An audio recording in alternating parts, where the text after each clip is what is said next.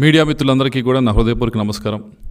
గడిచిన 2-3 రోజుల నుంచి ఏదైతే సిట్ ఏర్పాటు చేశారో వారి ఆధ్వర్యంలో రాష్ట్రం మొత్తం ఎక్కడైతే అల్లర్లు జరిగినాయో ముఖ్యంగా పల్నాడులో తిరుగుతూ ఉన్నారు. దాని గురించి విచారణ జరుపుతూ ఉన్నారు.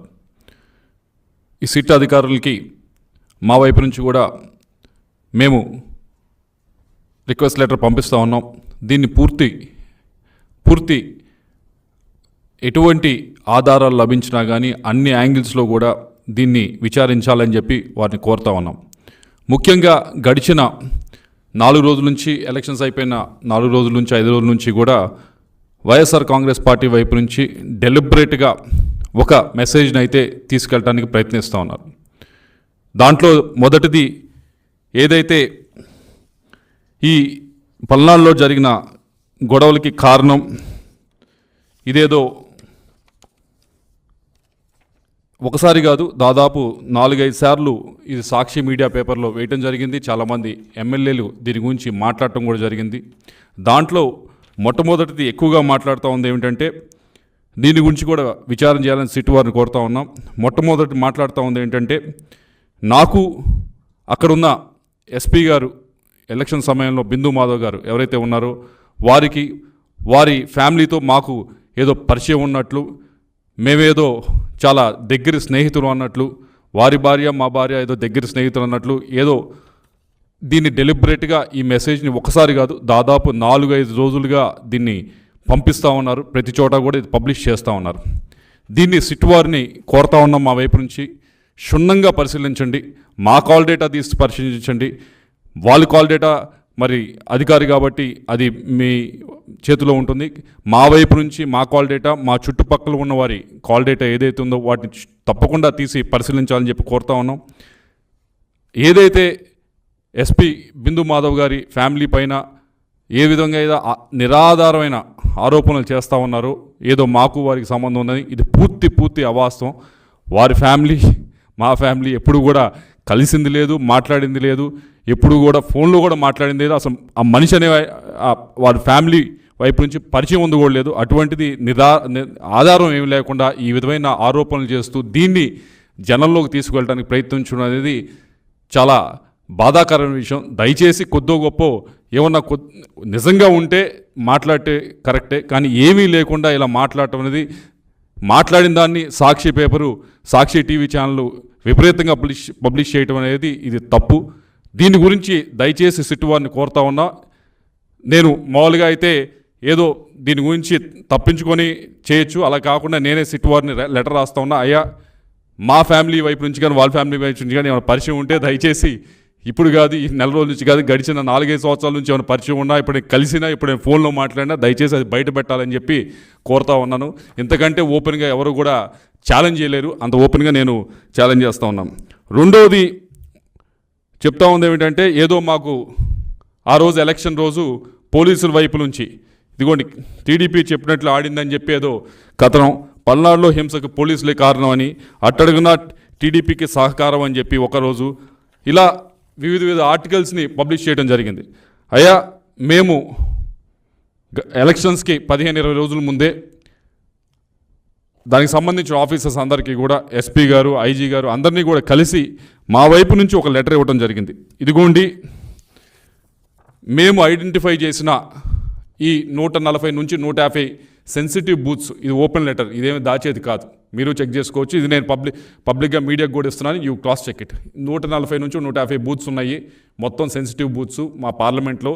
దీనికి సంబంధించి మీరు కొద్దిగా బందోబస్తు అనేది జాగ్రత్తగా చేయాలి అని చెప్పడం జరిగింది. చెప్పినప్పుడు ఇంకో విషయం కూడా చెప్పాం, మేము ఇవ్వటమే కాదు అటువైపు పార్టీ వాళ్ళు కూడా ఇస్తారు, ఒక 140, 150 ఈ 300 బూత్స్ని మీరు సరిగ్గా మ్యాన్ చేస్తే చాలు, ఇక్కడ ఎటువంటి ఇబ్బందికరమైన సంఘటనలు జరగవు, ఎటువంటి వైలెన్స్ జరగదని చెప్పి మేము ఇవ్వటం జరిగింది. ఆ 140, 150 బూతులకు సంబంధించి ఏ విధంగా బందోబస్తు పెట్టారు, ఏదో ఎటువైపు నుంచి చెప్తా ఉంది ఏంటంటే మాకు సంబంధించిన మాకు ఫేవరబుల్గా ఉన్న బూత్స్లో ఏమైనా తక్కువ పెట్టారు, వాళ్ళకి ఫేవరబుల్గా ఉన్న బూత్స్లో ఏమైనా విపరీతంగా పెట్టారని చెప్పి మరొక ఆధారం లేని ఆరోపణలు చేస్తూ ఉన్నాను. దానికి సంబంధించి కూడా ఏదైతే మేము మా బూత్ ఏజెంట్స్ అడగడం జరిగింది, అయ్యా మీరు బూత్లో కూర్చున్నారు, ఈ బూత్లో కూర్చున్నప్పుడు మనకి కొద్దిగా ఇబ్బందికరంగా మనకి అన్ఫేవరబుల్గా ఉన్న బూత్స్ లిస్ట్ ఏదైతే మనము ఇక్కడ సెన్సిటివ్ బూత్స్ అని మనం ఐడెంటిఫై చేసామో ఆ బూత్స్లో ఉన్న సెక్యూరిటీని ఒకసారి మీరు లిస్ట్ ఇవ్వండి అని చెప్పి వాళ్ళు అడగడం జరిగింది. ఎంతమంది ఉన్నారు, ఎంతమంది పోలీసులు ఉన్నారు, ఎంతమంది సిఆర్పిఎఫ్ ఉన్నారని చెప్పి మీరు కావాలంటే చెక్ చేసుకోవచ్చు. ఇది కూడా పబ్లిక్గా నేను పెడతా ఉన్నా. అంటే మా బూత్లో ఏజెంట్స్ కాబట్టి ఇచ్చింది ఒక 5-10% కొద్దిగా అటు ఇటు డిస్క్రిపెన్సీ ఉండొచ్చు. కానీ దాదాపుగా ఇది ఏదైతే నిజంగా అక్కడ సెక్యూరిటీని ఏర్పాటు చేశారో దాని డేటాని ఇక్కడ మా వాళ్ళు చూసిన డేటాని ఇక్కడ పెడతా ఉన్నాం. కాబట్టి దీన్ని కూడా ఒకసారి వెరిఫై చేసుకోండి. దీన్ని వెరిఫై చేసుకున్న తర్వాత మీకు తప్పకుండా అర్థమవుతుంది. ఎందుకంటే దీంట్లో కూడా మేము ఇక్కడ పెదకూరపాటు చూసారంటే దాదాపుగా 20 బూత్లు ఇస్తే దీంట్లో దాదాపు 17 బూతులు ఒక కానిస్టేబుల్నే మేము సెన్సిటివ్ బూత్స్ అని ఐడెంటిఫై చేసిన దాంట్లో 20 బూతుల్లో 17 బూతుల్లో ఒక కానిస్టేబుల్ మాత్రమే పెట్టడం జరిగింది. ఇలా ప్రతి నియోజకవర్గాన్ని ఇచ్చాం. నర్సరావుపేట ఇచ్చాము, అలాగే సత్తెనపల్లి ఇచ్చాము, మాచర్లు ఇచ్చాము. అన్ని బూతులు కూడా ఇది కూడా ఏదో సీక్రెట్గా ఉంచేది కాదు, ఇది కూడా ఓపెన్గానే మేము పెడతా ఉన్నాం. ఇది కూడా దయచేసి మరొకసారి సిట్ వారిని కోరుతా ఉన్నాం, ఇది కూడా వెరిఫై చేయండి. ఇది కూడా మేము ఇచ్చిన లెటర్కి ఏమన్నా అనవసరంగా ఎక్కువ మీరు అనుకున్న విధంగా మాకు ఫేవర్ చేశారు అనుకుంటే కనుక దీన్ని కూడా దయచేసి బయట పెట్టాలని చెప్పి మేము సిట్ వారిని కోరుతా ఉన్నాం. అలాగే మూడో ఆరోపణ ఏమిటంటే పోలింగ్ రోజు మాకేదో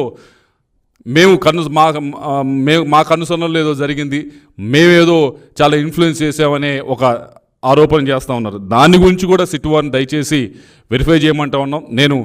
ఐఎమ్ రెడీ టు గివ్ నా ఫోన్ డేటా ఇవ్వడానికి నేను రెడీ, కావాలంటే నా డివైస్ ఇవ్వడానికి కూడా రెడీ. మా వైపు నుంచి ఏ విధమైన ఏ ఆఫీసర్కైనా ఏ స్థాయి ఆఫీసర్కైనా ఫోన్లు చేసి మా వైపు నుంచి మేమేమన్నా అన్డ్యూ రిక్వెస్ట్ అడగకూడని రిక్వెస్ట్లు ఏమైనా అడిగితే తప్పకుండా దాన్ని బయట పెట్టాలని చెప్పి సిట్ వారిని కోరుతా ఉన్నాం. నా వరకే కాదు, నా చుట్టుపక్కల ఆ రోజు ట్రావెల్ చేసిన వారి అందరికీ కూడా మీరు దయచేసి కాల్ డేటా రికార్డ్ చేయండి, తీసుకొని వాటిని వెరిఫై చేసి ఇవన్నీ కూడా బయట పెట్టాలని చెప్పి కోరుతా ఉన్నా. ఎందుకు ఇంత ముందుకు వచ్చి ఈ 3 కూడా అడుగుతా ఉన్నామంటే దీన్ని ఏదో అనవసరంగా ఎలక్షన్ సమయంలో అనవసరంగా మన చేతిలో లేని విధంగా జరిగిన దానికి ఇదేదో పూర్తిగా మేమే చేసాం, ఎంపీగా ఉండి నేనే చేశానని చెప్పి నా పైన ఆరోపణలు చేయటం కానీ, దానికి ఒక కులం రంగు పూయటం కానీ, ఈ విధంగా గడిచిన 4-5 రోజుల నుంచి కూడా ప్రతిపక్షం అధికార పక్షం ఏదైతే ఉందో వైఎస్ఆర్ కాంగ్రెస్ పార్టీ అది చేస్తూ ఉంది. ఇది ముమ్మాటికి తప్పి. నేను గడిచిన 5 సంవత్సరాల నుంచి కూడా నర్సరావుపేట ప్రజలు, పల్నాడు ప్రజలు నన్ను చూశారు, ఏ విధంగా బిహేవ్ చేశాను, ఏ విధంగా ముందుకు వెళ్ళానని చూశాను.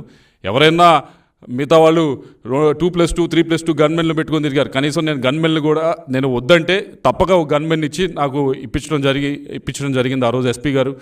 నేను ప్రశాంతంగా చాలా ఫ్రీగా జనంతో కలిసి తిరగటం జరిగింది. అలా తిరిగే మనిషికి మీరు అనవసరంగా ఇటువంటి ఆపాదించడం అనేది కరెక్ట్ అయిన విషయం కాదు.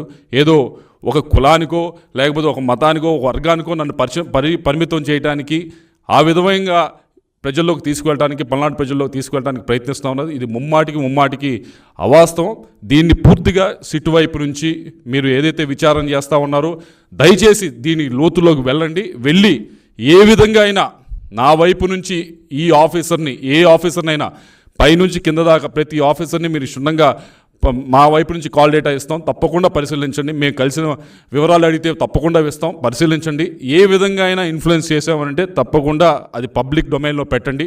ఒకవేళ నా వైపు నుంచి ఎవరైనా ఇన్వెస్టిగేట్ చేసి ఏ విధమైన అల్లర్లు సృష్టించడానికైనా పల్నాడులో ప్రయత్నించుంటే తప్పకుండా నేను ఏమి దానిలో మొహమాటు పడట్లేదు, తప్పకుండా నా పేరు కూడా మీరు ఛార్జ్ షీట్లో చేర్చుకోవచ్చు. ఇదిగో నువ్వు ఈ విధమైన ఈ గ్రామంలో ఈ విధంగా నీ వల్ల జరిగింది అంటే తప్పకుండా పెట్టండి. ఆన్ ద కాంట్రరీ ఆపోజిట్గా మీ అందరూ చూశారు, దొండపాడు అనే గ్రామంలో ఇన్స్టెడ్ ఆఫ్ అవతల వైపు కాకుండా నాపైనే ఆ రోజు అటాక్ జరగడం జరిగింది. నా వెహికల్స్ పైన ఆ రోజు అటాక్ జరగడం జరిగింది. నా కాన్వాయ్ వెహికల్స్ ఏదైతే 3 వెహికల్స్ ఉన్నాయో అన్నీ కూడా పాల్గొనడం జరిగింది. ఆ రోజు అక్కడ ఉన్న పోలీస్ ఆఫీసర్లు కూడా వారేమి చేస్తుడిగినట్టు చూస్తూ ఉన్నారు. ఇన్స్టెడ్ నా వైపు నుంచి పోకుండా వాళ్ళు న్యూట్రల్గా పక్కనే నుంచో ఉన్నారు. కాబట్టి మీరందరూ కూడా దయచేసి ఇటువంటి దుష్ప్రచారాన్ని మానుకోవాలి అని చెప్పి కోరుతూ మరొకసారి సిట్ వారిని దీన్ని క్షుణ్ణంగా పరిశీలించండి, లోతులోకి వెళ్ళి పరిశీలించండి. నేను ఏదైతే చెప్తా ఉన్నానో ఒకటి ఏదో ఆ రోజున్న ఎస్పీ గారికి మా ఫ్యామిలీకి ఉన్న ఏదో సంబంధాలు ఉన్నాయని ఏదో అపోహలు కలిగించు కథలు రాస్తూ ఈ 5 రోజుల నుంచి కూడా మీరు సృష్టిస్తున్న కథలకి దయచేసి ఏదో తప్పకుండా వాటి లోతులోకి వెళ్ళి పరిశీలించి ఈ కథకి తెరదించాలని చెప్పి కోరుతా ఉన్నా. రెండోది, మేమేదో కొన్ని బూతుల్లో మాకు అడ్వర్స్గా ఉండే బూతుల్లో మాకు అన్డ్యూ అడ్వాంటేజ్ వచ్చిందని మీరు ఏదో ఫీల్ అవుతా ఉన్నారు కదా. మేము ఇచ్చిన 150 బూతులకి లిస్టు కూడా ఇవ్వడం జరిగింది. వాటిని సిట్ వారు దర్యాప్తు చేసి మాకేమన్నా అన్డ్యూ అడ్వాంటేజ్, మేము చెప్పిన సెన్సిటివ్ బూత్స్లో ఎక్కువ సెక్యూరిటీ పెట్టి మాకేమైనా అడ్వాంటేజ్ ఇచ్చారో లేదో ఒకసారి అది కూడా పబ్లిక్ డొమైన్లో పెట్టాలని కోరుతా ఉన్నా.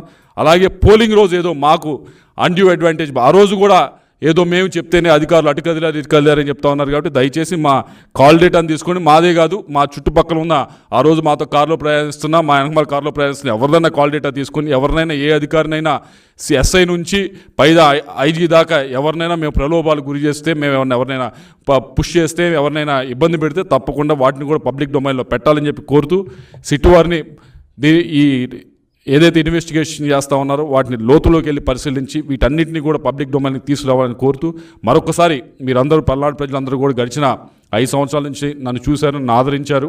ఇవన్నీ కూడా మీరు దయచేసి ఏదో అపోహలకు తావివ్వకుండా ఏదైతే సిట్ వారు ఇన్వెస్టిగేషన్ చేస్తూ ఉన్నారో వాటిని ఒకసారి క్షుణ్ణంగా మీరు కూడా పరిశీలించి, దాని తర్వాత ఏదైతే సాక్షి వైపు నుంచి కానీ వైఎస్ఆర్ కాంగ్రెస్ పార్టీ వైపు నుంచి కానీ చేస్తున్న దుష్ప్రచారాన్ని మీరందరూ కూడా నాకు తెలిసి నమ్మరని చెప్పి, అయినా కూడా ఒకసారి మీరు దీన్ని పరిశీలించాలని చెప్పి పల్నాడు ప్రజలందరినీ కూడా కోరుతా ఉన్నాను.